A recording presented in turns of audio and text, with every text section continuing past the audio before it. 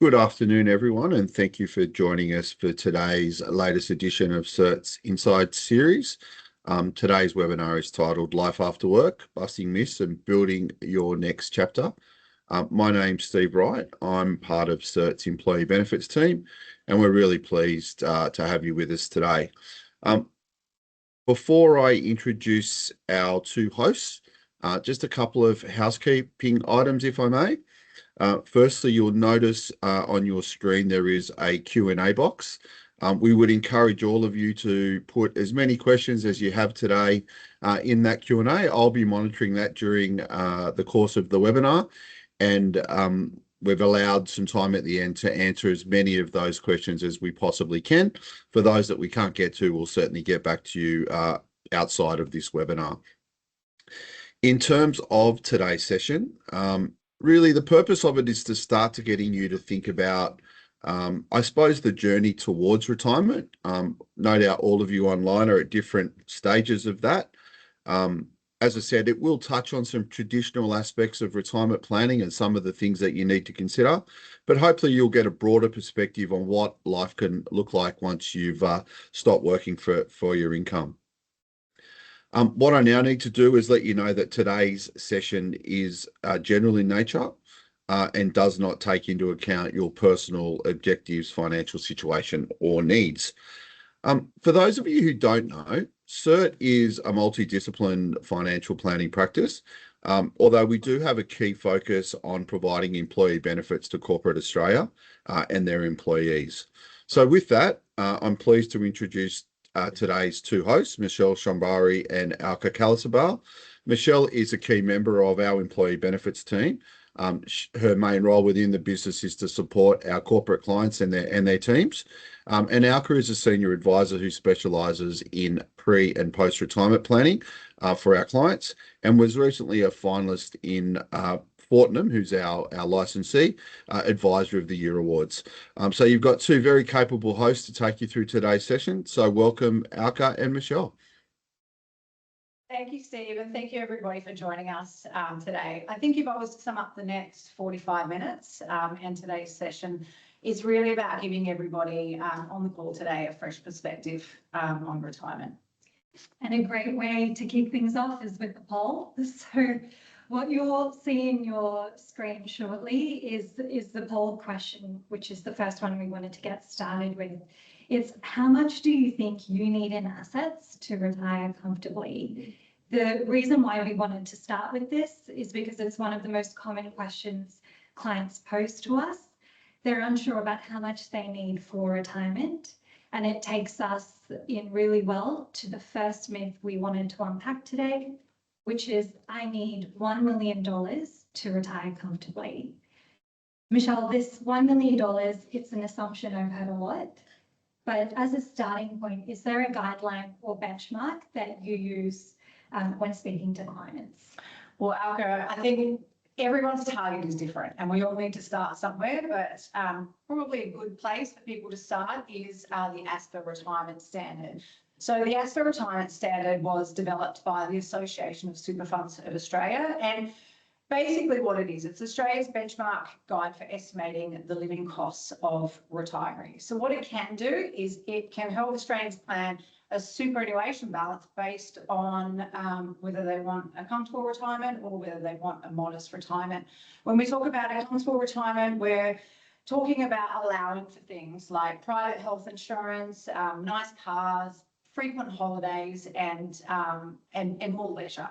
When we talk about a modest retirement, we're basically allowing for the basics. So no private health cover, but covering utilities and a small amount of leisure. So we have popped up a chart on your screen, and what you can see on this chart is the amount of money that we need, or ASPA is estimated that we need per annum for a comfortable retirement and a modest retirement. So you can see there in the yellow bars that a comfortable retirement says that a single person would require approximately $53,289 per year, and a couple $75,319.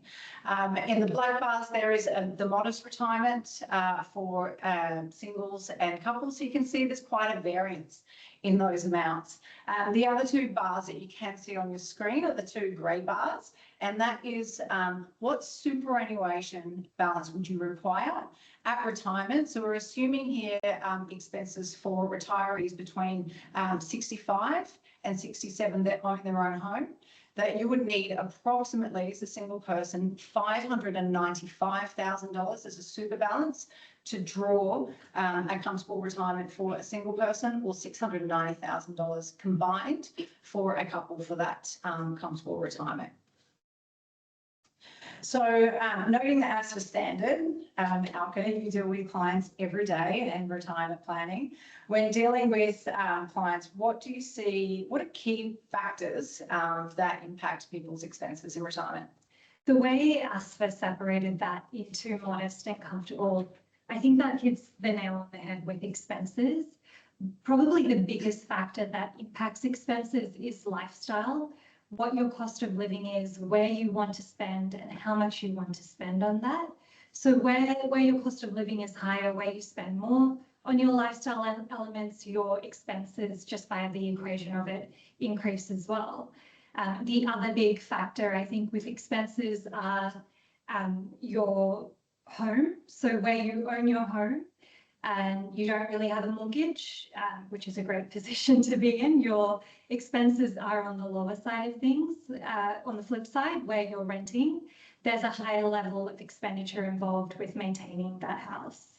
We add health into the mix. If you're very healthy, which we all want to be, there's a lower level of expenses, but when there are health considerations, prescriptions, doctor's visits, etc., expenses creep up on that side. And then finally, location is a huge input.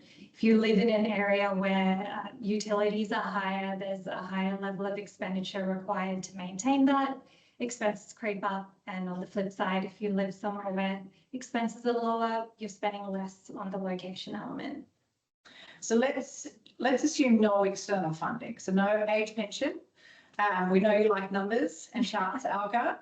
So can you show attendees today what capital is needed for different types of funding amounts? Yes, I do. I do love my numbers, and I'm married to an actuary, so it's a big part of our household. We've looked at a couple of different scenarios to give us an understanding, and with numbers, assumptions are hugely important. What I've assumed here is that we want at retirement our assets to last us 30 years of funding. There's an average of 6% return on investments, and that's per annum. And then we've also assumed inflation of 2.5%. And what that means is your expenses go up by 2.5% every year. If we start at a baseline, you spend $3,500 per month. That equates to $42,000 per annum, which leads to a required asset position of $760,000. We build on that. So if we want to assume $5,000 per month, it equates to $60,000 per annum on expenses in today's dollars, and that increases your required assets to $1.1 million. So now we're reaching that 1 million threshold we started with this myth. If we double that, you're spending $10,000 per month. You would need $120,000 per annum for expenses, and it increases. You need a starting asset position of $2.2 million, and then taking it a little further, $12,500 per month on expenses is $150,000 per annum. So that equates to a required asset starting position of $2.8 million. Thanks, Alka. So bringing it back to myth number one, that you need $1 million to retire comfortably. So there's no answer for everyone. I think one common theme is that there's no blanket approach. There's no cookie cutter approach to any type of financial planning. But if you are trying to target a comfortable retirement, then you should be aiming for the $595,000 balance for a single and $690,000 balance in superannuation for a couple, and that is outside of the family home. Agree. So Alka, that brings us to myth number two. Myth number two today is you will spend less in retirement. Well, I will spend less in retirement. So in speaking with clients, Alka, do you think that there are any common assumptions when it comes to expenses in retirement? I think it's a very common assumption. I will spend less in retirement. it comes from this idea that we're older, kids have grown up, they're independent, they've left home. So you would expect to see a tapering in expenses and that there's a decrease. We've just spoken about how expenses underpin the required asset calculation. So this is a really critical assumption and it's worth unpacking a little bit. In practice, I think that we do tend to see people underestimate rather than overestimate their retirement expenses. What are your thoughts on this? Yes, definitely underestimate. And I think the underestimation, it's a product of the world we live in. Expenses are convenient, they're easy, tap and go, online shopping, subscriptions. It's very simple and everything seems to be a few clicks away. For that convenience means there's a twofold reasoning to it. So expenses creep up, but they're also hard to track, which is where the underestimation starts to seep into the picture. The other element of pre-retirement expenses versus in-retirement expenses is the amount of hours per week we're working. When we have a career, when we're working, that's 40 hours, 50 hours per week. We're in our job, and we're occupied, we're earning money. And often, I mean, there might be a few expenses, coffee, lunch, but it's all about the cash flow coming in. When you move into retirement, those 40 to 50 hours per week are now free. And we're filling it in with activities, hobbies, things like that, which come with a level of cost and also, I think, add to the underestimation piece. So what you're saying is that retirement, it's not a uniform phase. How would you separate retirement as a whole into different phases of expenses? I like retirement is not a uniform phase. Retirement isn't a monolith. And I think if we think about it as a whole, retirement expenses can roughly be split into 3 phases, which we see a lot with clients. We start with phase 1. This is your first stage, your active years, your go-go years. You've got your health, you've got your energy. So you're spending it on travel, activities, dining, lifestyle upgrades, which it leads to a higher level of discretionary expenditure because you have the energy to enjoy it. And this then takes us to that middle section, mid-retirement or the slow go years where energy levels shift, as does your spending. Travel slows down, and that also leads to this natural tapering in your expenditure, which takes us to the final stage. It's a little gloomy, but the later retirement stage or the no-go years. This is where your mobility is reduced, your healthcare costs, they start to increase. Your level of expenditure does decrease, but also within the pattern of your expenses, you start to spend more on those healthcare aspects. So what you're saying is that it's not just about having enough for retirement. It's probably more about having enough at the right time, and especially having enough in those initial years, in your active years. Exactly, having enough and having enough at the right time. Liquidity is what we talk about a lot with clients in retirement.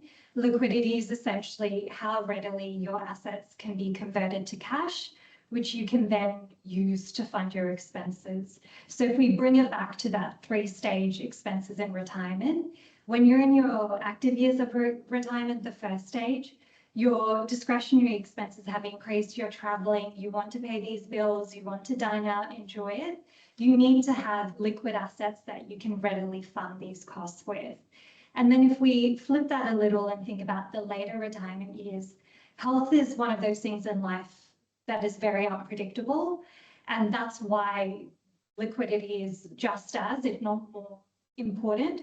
You want to be able to access cash and have this funding readily available when you have these health bills, when you need to access these things that have a cost associated to maintain life and lifestyle. So let's bring it back now. Myth number 2, I'll spend less in retirement. Not necessarily is the answer. But what we do see consistently is a higher level of spending in the early years. And what we see is probably the most important is that you're able to fund the expenses as your needs shift. throughout your retirement years. So Alka, that brings us to myth number 3.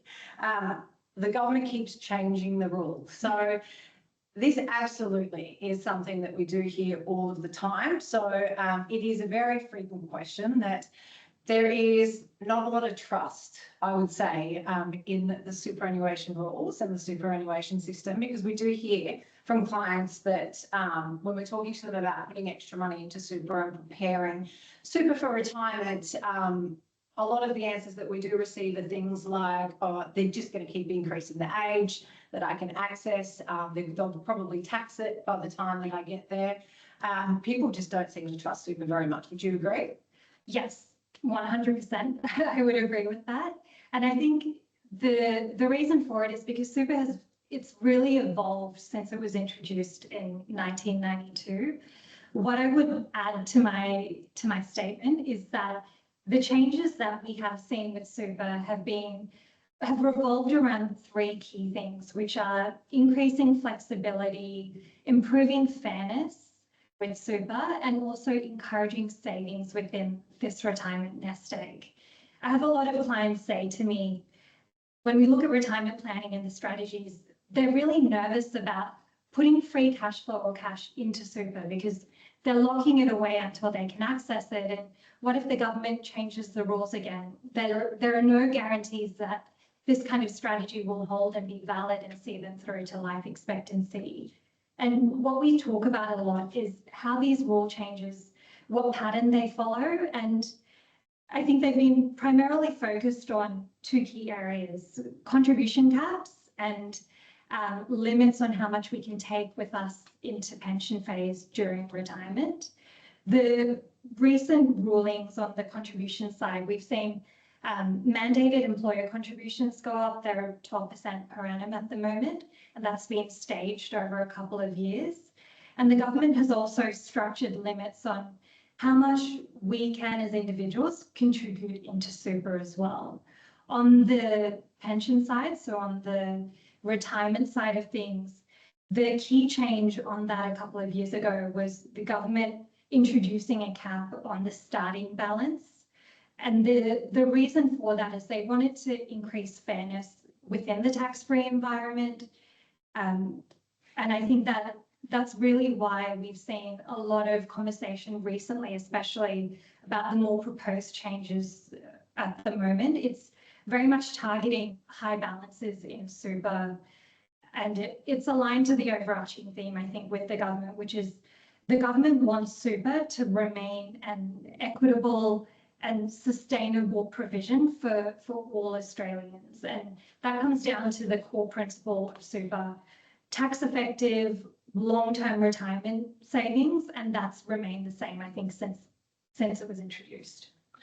Naturally, a very common question as people approach retirement is, when can they actually access their superannuation? Can you explain that a little bit further? Yes, when can I touch my retirement nest egg that I've seen grow over decades of working?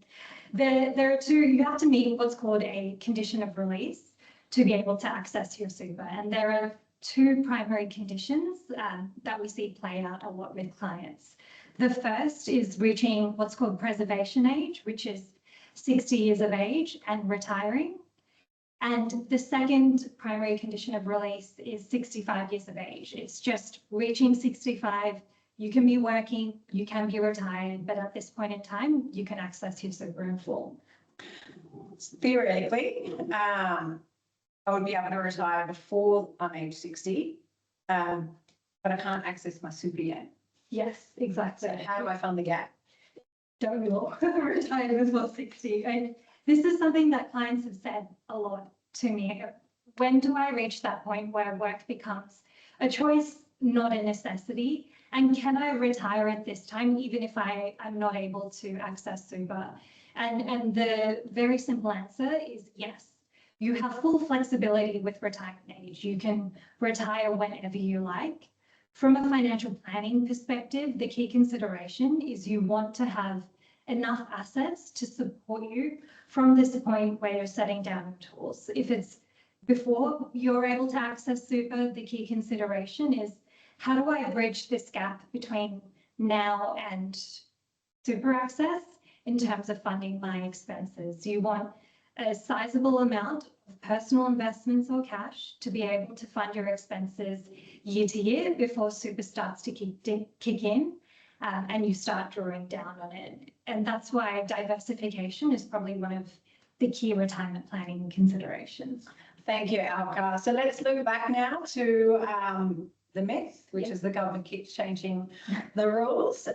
Yes, the government do keep changing the rules, but they tend to make changes due to over time as a response to economic conditions. But it is important to note that the core principles with superannuation do remain consistent, and superannuation still does remain the most tax effective way to save for retirement. Yes. So that brings us to myth number 4 today. Super only lasts until age 65. So another, I guess, a statement that we do hear frequently is that super lasts to 65. Does it disappear, Alka? What's your response to that? What actually happens to super at age 65? Super, it's a lifelong tool. You build it up during your working years, and then you draw it down during your retirement years, where it lasts 25 to 30 years until life expectancy. You have choice. When you've met a condition of release, like 65 years of age, you can access your super either as a lump sum or an income stream. It's just dependent on what your strategy is. So if I'm retiring next month, Yes, hopefully. highly unlikely, can I take all of my superannuation? Can I take it all out? Can I invest it in a hot tip? Can I put it in an investment portfolio? What do I actually do with it? Yes to all of the above. If you retire tomorrow, ideal situation, you can withdraw your super if you've met a full condition of release. So 60 years fully retired or 65 years of age. If you want to take out your super and put it in the bank account, you can do so. There's, capital security, and you can see all your funds. The caution with doing this though is having your funds all sitting in a bank account. It encourages you to spend because the funds are readily available. But on the strategic side of things, you've taken your funds out of a concessionally taxed super environment, and cash in the longer term, you're taxed on your income at marginal tax rates, but it's also not keeping pace with inflation, or the silent tax is what we often refer to it as. If we build on the bank account, I think something you said was, can I take my funds out of super, put it in a hot tip? So put it in an investment portfolio, whether it's ETFs or managed funds or something you've had at a barbecue with friends. Bitcoin. Yeah, Bitcoin. You have choice. You've met a full condition of release. You can take your funds out and choose how you invest it. But again, like we said with the cash, you're taking your funds out of the concessional tax environment and you're taxed at marginal tax rates. So can you explain next, how does superannuation actually transition us into retirement? How do we actually take it with us into our retirement years, so then we can start spending or start drawing down? Super in itself, it's not an investment. Super is simply a tax structure. It holds your investments. It's split into 2 phases. This is how the system is set up. You have accumulation phase, where we are whilst we're working. You're earning an income. There are contributions going into your super, which are invested and return an income within that environment. It's a 15% tax environment. It grows over time, and it's meant to then set you up for the second stage, which is pension phase. Pension phase is you've retired, you're ready to start drawing down on your super, and that's how your super operates. It's a 0% tax environment. So again, that tax concession holds for the full period. Something I would say, and it's a common conversation with clients, is the super system, it isn't set up in such a way that it automatically goes from accumulation phase to pension phase. There is a step involved. You have to notify your super fund, you have to set up that pension account and commence that pension at the right time. So if I'm about to retire Mm-hmm. and I don't initiate that conversion from accumulation phase a phase to pension phase. I've met a condition of release. So I will just leave it in the accumulation phase and just continue, just draw down as and when needed. Yeah, definitely. If you don't take that step, if you leave it in accumulation phase, you've met a full condition of release. You can withdraw as you need from your super savings. However, it remains in a 15% tax environment. That's the key consideration.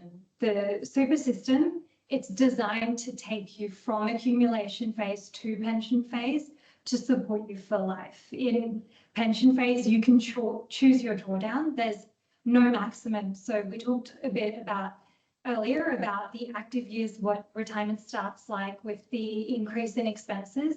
You can match that level of expenses with your drawdown from pension, and you can adjust it over time so it keeps pace with what life realistically proceeds in. The only consideration is that there is a minimum. So if you're under 65 years of age, you have to withdraw 4% every year as a pension income.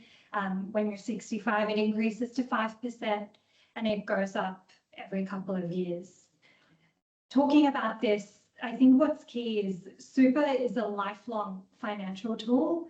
It's not something that stops at a certain age, and it's about making it work with you throughout retirement and for your life. Michelle, we've spoken a lot about super. Yeah. Very fun topic. I think it's a great segue for us to get into the next myth, which is that super is the only way I can fund my retirement. What do you think about this? Not necessarily. So I think that when we look at retirement and we look at where our income comes from in retirement, a well-funded strategy often draws from a mix of assets. So superannuation savings, the age pension, if you're eligible, and your personal savings and your personal investments. This is referred to as the 3 pillars of retirement income. Perfect. The age pension, we hear about Centrelink and the age pension a lot. Out of interest, how reliant are the population on the age pension? Quite reliant. So in 2025, approximately 63% of older Australians are receiving a government age pension. So just to break that down a little bit, 39% on a full age pension and 24% on a part pension. For that equates to over 2.6 million age pension recipients, which is almost 10% of the population. That 10% is higher than I would expect. I think it shows that not everyone can get the age pension because it's dependent on income and asset tests. Absolutely. So I think the key takeaway here is that the age pension is for people that don't accumulate enough for retirement, is there as a safety net. So for that reason that there is an income and an assets test. So if your income and your assets are below a certain threshold, then that's going to mean that you may be in receipt of a full or a part pension. Then what you can do is you can subsidise that full or part pension by drawing down on your personal assets or your superannuation assets, which means that your superannuation is actually going to last a lot longer.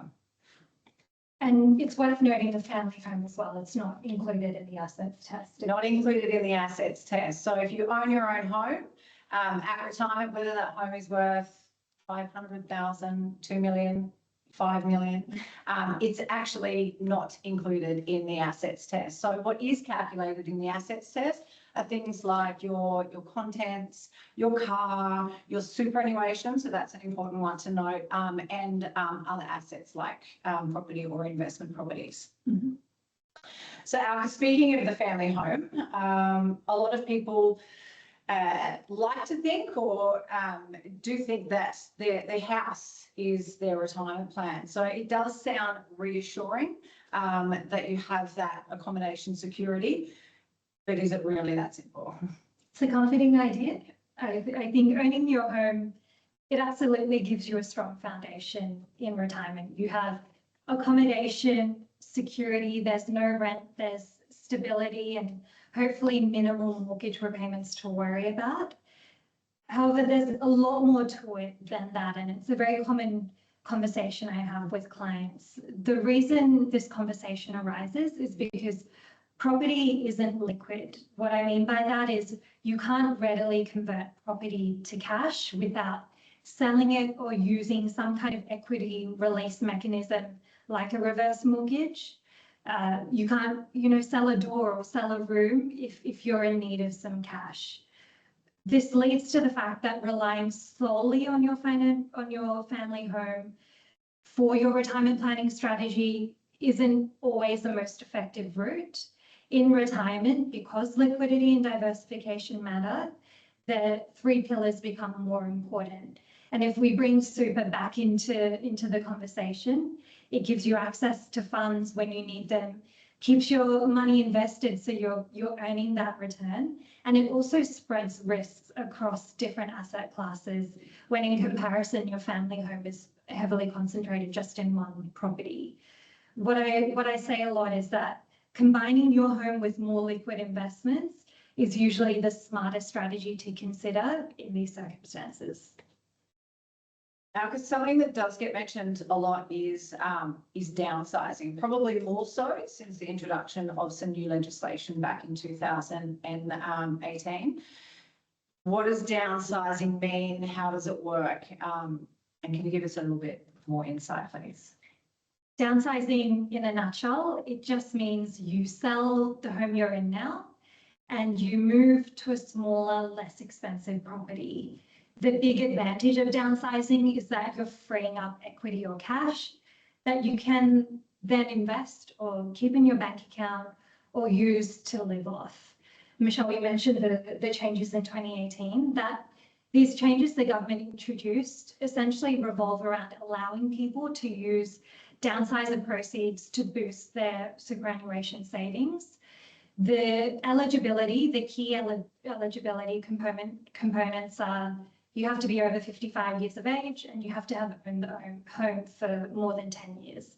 So then you can contribute $300,000 into your super as a downsizer contribution, and it's $300,000 per member of a couple. So if there's two of you, $300,000 each into super, and it doesn't count towards your non-concessional contributions cap or other contributions cap. With downsizing, I've just talked a lot about the financial elements, but there is a level of uncertainty involved due to predominantly market risk, which property is a really hot topic, particularly in the major cities in Australia. And that's where market risk plays a key part in this strategy. There's also timing you have to think about, and also moving costs like stamp duty and general moving costs as well.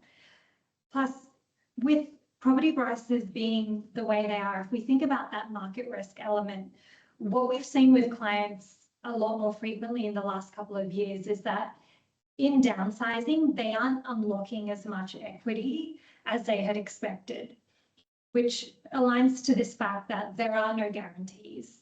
It's important for us to weigh these considerations before relying on, say, downsizing as your key retirement funding mechanism. Thanks, Alka. I think it's something that's important is that I think that people need to consider is that selling the family home, it's not just a transaction. So it's a life shift. There can be decades of memories in the family home that you've got to let go of. How do you see this play out with clients, and how do you deal with this element in practice? This playing out with clients, the key finding or what we see is that selling your family home, it's not just a financial decision. It's a deeply emotional one, because your home isn't just bricks and mortar. It's decades of memories, and it's got a lot of feelings associated with it. Maybe you want grandkids to come, you want Christmases there with the grandkids to build new memories, or even as simple as something I see with my mom, for example. She loves her garden. There are plants that she put in decades ago, her birds of paradise, and I can just see how letting go of that is going to be really difficult and a harder concept than just signing the contract for sale. I've had a client more recently who we had done a retirement planning exercise for. We included a downsize strategy and determined how best to use the release of equity to boost their retirement funding plan. What happened in practice though was the kids moved out and then had their own kids. So grandkids came into the mix. Having the grandkids over at their family home made them realize just how emotionally tied they were. And it was a really difficult decision for them to say, actually, it's not right for us to sell. So they decided to move away from the downsize strategy. And we had to revisit the retirement plan, which we can do at any time. It was just about finding alternatives instead for them. And this is probably a key reason for why when we classify your family home, we don't call it a financial asset, we call it a lifestyle asset, because it's more than an asset. It's where memories become more tangible. What I often say is, going back to the 3 pillars, like super, think of your family home as part of your retirement plan, not the whole plan. It provides you with stability and options, but neither super nor your family home is a substitute for a well planned out and well-rounded retirement strategy. We've talked a little about memories, so the emotional side. And Michelle, we could spend an entire webinar talking about estate planning. It's a really key consideration and of any financial and retirement plan. Do you mind talking us through a bit about the estate planning tools you mentioned to clients? Absolutely. So many people want to leave a nest egg for their children or their loved ones, and that's why estate planning is something that is a critical part of every financial plan. So it's important that you have a current will that is up to date to ensure that your assets will be distributed as per your wishes if you're no longer here. So don't forget though that when establishing a will, there's also other estate planning tools that you either need to plan for or that you should consider or include. And these are things like powers of attorney or advanced care directive and also guardianship. So these tools indicate who makes medical and financial decisions if something was to happen to you. And so you can nominate someone specifically, you can nominate one person, you can nominate a number of people who have the power to make these decisions if you lose the capacity to do so. Something I've heard lawyers say a lot is focusing on the fact that super isn't always part of the will. It's why I say to clients, there is a great importance in looking at the beneficiaries they have with their super funds. Absolutely. So it is a common assumption that if somebody has done their will, that superannuation will just be incorporated in their asset if they were to pass away. So I think it's very important to note that superannuation actually is not an estate asset. And what we mean by that is superannuation is held in your super fund, but it's held in trust for you. So it's actually not held for you personally. If you have a binding death nomination on your superannuation account, then your superannuation and any life insurance, so together, called your death benefit, they will actually go directly to your nominated beneficiaries. They will bypass your will and bypass your estate. So double checking that you have a correct and a current nomination in place is also, it's really important. Okay, that brings us to our last poll for today's session. So we're going to pop up a poll. We've given you a lot of information today, and we want to gauge where each of you are at, if you would like to tell us, of course. So the next poll is the question: how confident are you that you will be able to retire on your terms? And I think your terms is really important, and your terms are what we've spoken a lot about today. Most people really do focus almost exclusively on the financial component side. So it's the savings, it's the 3 pillars, it's the savings, it's the investments, it's the pensions. That's critical, of course, but retirement is a major life transition. So in your experience, how do clients deal with it? Are they surprised? Are they surprised by this? I had a client once call me and say, Alka, I've just retired. It's my first day of retirement. What do I do now? And I remember thinking, we had done a retirement plan months ago. It had an action plan with the date, action required for each step and strategy. What actually happened though was the first day of retirement, he hadn't gone to the office. He's woken up and thought, I feel really adrift. I'm retired. What does this actually mean for me? And I think it shows us one of the key emotional challenges with retirement is that we underestimate how much of our identity is attached to our career and our job and our work. I'm very much an introvert, so when I think about social interaction, almost the first question we're asked when we're introduced to new people is your name, and then what do you do for a living? What's your job?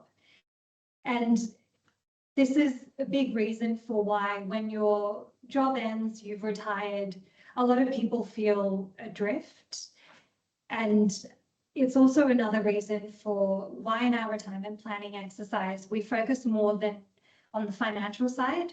We actually want to look at what life is like in retirement. And we do that by asking the question of what does an ideal retirement look like? And we build on that from there.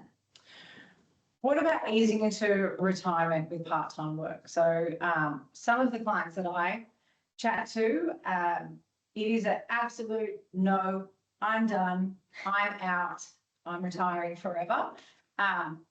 But some clients actually feel like they need to fill in some of the time and maintain some purpose. So it's a viable consideration for them working part-time. Yeah, definitely part-time work out of the workforce. Definitely a great strategy and worth considering. It helps give structure. You maintain social interaction. There's a sense of purpose, and it still gives you the freedom to enjoy life outside of full-time work. On the financial side of things, because it brings in some cash flow, it reduces the significant drawdown on your assets. So your asset position is boosted by this part-time work strategy. Something to think about with transition out of the workforce though is you can work in any kind of role. It doesn't have to be what your career has been based on. It's about purpose and joy. So it's almost like you put your Marie Kondo hat on and you think, what brings me joy, and consider those pathways moving forward. And we've seen that a lot internally. I had a client who has a dog, so she would walk her dog every day. And she decided that she wanted to put her tools down with her career. That was it. But walking her dog every day, she wanted more company. She started to do dog walking and getting a couple of dogs on her street that would join her. And she got a lot of joy out of that. There was another client who I connected with loving to read and books. When he was working, he didn't get to read as much as he wanted to. So when retirement came along, he used to go to his library a bit more, see what the new releases were and get to know the community. And that now has led to him chairing the local book club. Alka, it's time for me to press you now. It's time for some answers. So what point do people need to start planning for retirement? Good question, big question. The best time is as early as possible. The power of hindsight is huge, but also the power of foresight is great as well. The earlier you start planning, you can take advantage of this compounding time, set realistic goals, and also adjust the plan for any life changes or any considerations that come into play where family is concerned, for example. However, something I always say is it's never too late to start. The key thing is just to begin, to start thinking about it and start working through it. And we can review your plan regularly as well. That's probably the other consideration. Thank you, Alka. What do you say to our attendees today that have heard us talk about all of this information, but are now thinking to themselves, how do I actually get there? When people are thinking about retirement planning, it's because retirement is on the horizon. And that's where the first step starts. It's defining your retirement timeframe. What date do you actually plan to retire? Once you have the date, you build onto it with the next question, the next step. It's what does retirement look like for you? It's this vision that helps you to estimate the level of expenses and the lifestyle you want, the cost associated with it. That's where we had started this discussion again. Once you have an estimate of of the level of expenses, that's crucial. And we can calculate the bigger question, the biggest question, which is how much do I need to retire? We have numbers at hand, we can work backwards, create that figure of what your retirement nest egg needs to be. And that allows you to then create a gap analysis. Where do I need to be? Where am I now? And we use financial planning strategies or cash flow strategies or pathways to work out how to get from now to that ideal retirement position. But retirement's not just about a financial plan, is it? It's absolutely about designing a life. So all of the people that are on today's call that are still working, so that includes you and I, designing a life is what people dream of, right? This is, you know, we're probably dreaming of retirement already. It's something that you dream of during your retirement year, during your working years. So I guess the big question that I would love to know, and then hopefully everybody on the call wants to know, is what's the secret to success? Who do you feel are the happiest clients? It's a big question. It's about seeing retirement as a beginning, not an end. And it's that approach that then factors in. What I've seen is the happiest retirees I've worked with, they're the ones who stay curious and connected, but they're engaged with the retirement planning exercise. They're eager for retirement, and so they're also clear on what that retirement life looks like, and this is what underpins the planning and strategy exercise. It's aligned to their vision, and it's continually reviewed as significant events occur. Thank you, Alka. Thank you for your insights for today, and thank you for everybody for attending and joining today's session. It's been a real pleasure for Alka and I to share all of our insights with you. We hope you've enjoyed it, and we absolutely hope that you walk away today with a much broader review of what retirement can and should look like for you. So now, Steve, we're going to pass back to you. We'll throw back to you. We'll see, do we have any questions or comments in the chat box before your closing remarks? Yeah, So firstly, questions. Yep, thank you firstly for that fantastic information, ladies. Yeah, as Michelle said, if you do have any questions, please put them in the Q&A. There's a few there which we'll go through in a moment. Look, for me, I think probably three key learnings that I took out of it from an insightful point of view. Firstly, probably that myth around how much money I need. Like, I think the learning for all of us is it's what we spend will determine the capital that we need. I was really intrigued also that 69% of those people who are eligible for age pension do receive part or a full pension. So that probably surprised me a little bit as well. And Alka, your insights around the family home and I suppose the decisions about downsizing and giving that thought, to the emotional aspects of it as a homeowner and a parent, I can see that those things will weigh heavily at times. So thank you for those insights. They were, I think, very insightful for all of us. So let's move into some questions. There's a few here. The first one I'll direct to both of you. Any tips with dealing with Centrelink, ladies? So I'm assuming that is leading along the lines that it, being a government organisation, it might have some hurdles. So if anyone's got any tips or tricks for the audience, maybe an opportunity to share. I can take that one if you like. Probably the tip that I would share is don't wait until you retire to head into a Centrelink office. Or another tip, it's probably best to make an appointment with Centrelink, but just be mindful that you actually can head into a Centrelink office up to 13 weeks before you retire. Because as you can probably imagine, if you wait till you retire or you give it a couple of weeks after you finish work, you are not going to receive that first age pension entitlement within the next few weeks. So you might have quite a significant delay. Yes, there are things like back pay, but you might have a significant delay. So head into Centrelink nice and early, up to 13 weeks before you retire. Thank you, Michelle. And Alka, this one I think is probably best directed towards yourself. There's a couple of questions in there about where you were talking about pension phase and no tax. And the questions were around two aspects. One, is your fund still invested? And secondly, the profits that those funds or the earnings, do they attract no tax as well? They're two really good questions. I'll start with the first one. Your funds are still invested. Whilst you're working, whilst you're in accumulation phase, you have what's called super choice. You can choose the investment closest aligned to your risk tolerance. And that continues in pension phase. So you can continue, your funds are still invested, they're still earning a return whilst you're drawing down, which boosts the longevity of your superannuation throughout your life. And taking that tax-free environment to the second question, that tax-free environment extends not just to returns, but also on capital gains. If you sell any underlying investments, there is no capital gains tax payable. It's 0% tax, which is great. Excellent, thank you.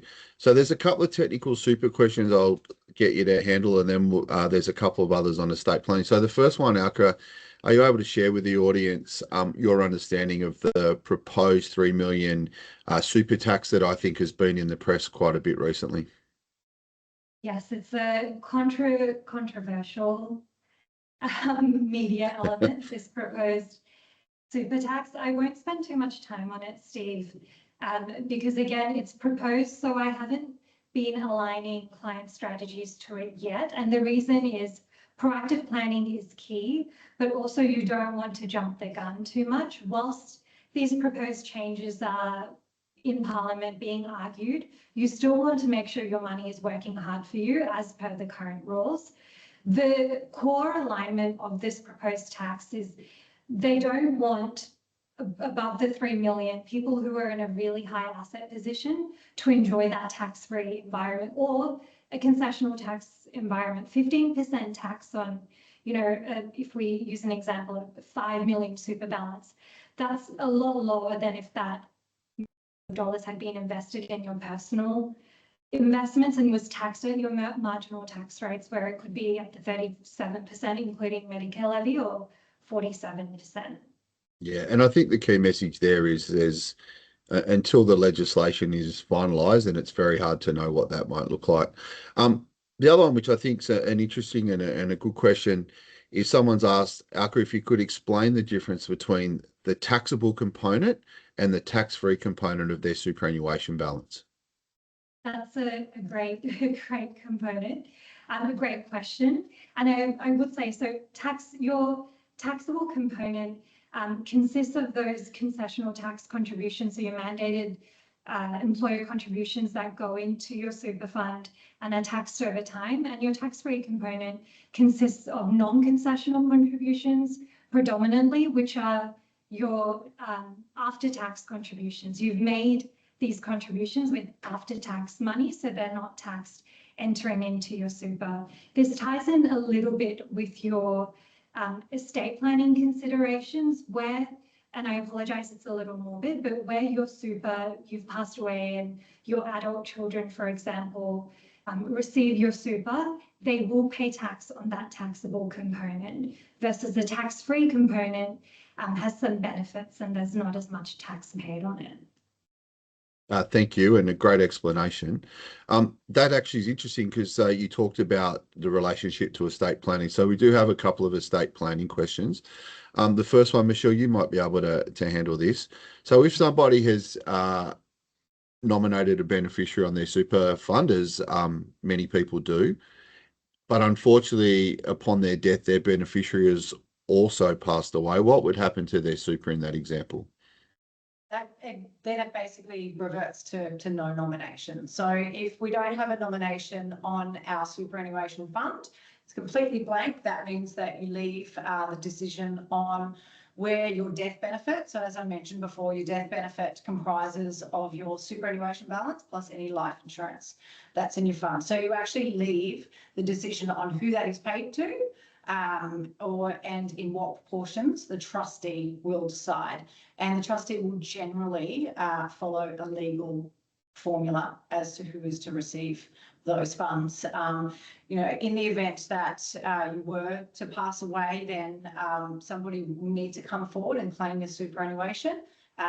That's something that we do assist with here at Certe. And but if there is no eligible person that's been nominated on the super fund, the discretion's left with the trustee. Excellent, thank you. And one final question before we wrap it up. Obviously, we've talked about some estate planning, and I think if I was to ask both of you whether we feel that people should take positive action in regards to putting or sorting out their estate planning, both of you would answer yes. But the question that I've got specifically is, are online wills an effective tool in doing this? So I know that's a bit of a broad question, but Alka, I suppose, given what you do every day in supporting our clients, you probably have some views on this, I would suggest. Yeah, yes, I do. I would say an online will is better than no will. So I'll start with that. It's definitely a good first step, but I would say it's not comprehensive, and it also hasn't factored in a lot of uncertainties that come from estate planning considerations. I think estate planning is one of those issues we have within our society where we hear lots of divisive stories and things about estates being taken to court or beneficiaries querying and disagreeing over how the estate has been split and the power the executor has within that. That's why with almost all clients, what we say is that, you know, using a will kit or an online will tool to set up your will initially, if that's going to take you from no will to a will, definitely pursue it and have that set in place. But the most powerful tool is to speak to an estate planning specialist, an estate planning lawyer. This is their bread and butter. They know this inside and out, and they can assure that the way your will, your estate planning tools have been set up are aligned to what your wishes are. I think that's some good insights there. Thank you, Alka. And on that, I will wrap the webinar up. Thank you, Alka and Michelle, for those insights. I'm sure everyone has found them amazing. Just for those that are online, you'll see a poll has just popped up to give the webinar a rating and the content. We will also in the next few days send out a copy of the recording so that you've all got that. But thank you all again for joining us, and we hope that you found it beneficial. Thanks a lot. Thank you, everyone.